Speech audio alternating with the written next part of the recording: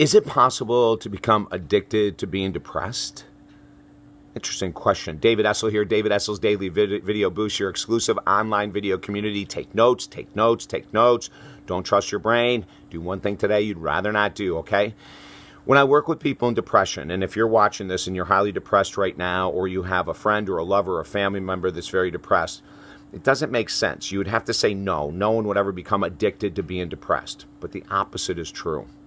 When we go through long stages of depression, and I'm not talking about situational depression. Situational depression means that you're mourning the loss of a loved one and you're in a depressed state for 30, 60, 90 days. I'm not talking about that.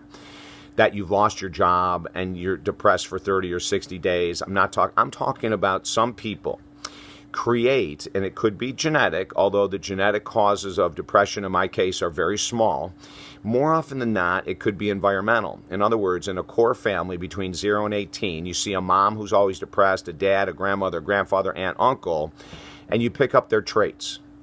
And you realize that there's some real benefits to being chronically depressed in that you can get a lot of attention. Some of the attention is good. Like, oh, I'm just so sorry you're having a hard time with this depression. I wish I could do something about it. Have you tried A, B, C, D, E, F, G? You know, we get a lot of attention. Oh, it must be so difficult to have this depressed state all the time. I can't believe what it's like. You know, oh, come on, you can bounce out of it. You can bounce out of it. You can do it. You're strong. Look at what you've done. Do you see what I'm saying? You're getting a lot of attention. The person who is addicted to depression has an identity that they are a depressed person, and they reinforce that by surrounding themselves with either people who are depressed or codependent individuals that want to help, save, etc. I'm not saying this to make anyone feel bad about being depressed. As if you know my story, I was extremely clinically depressed, suicidal, pulled myself out of it with the help of a medical professional and an amazing therapist in 1990.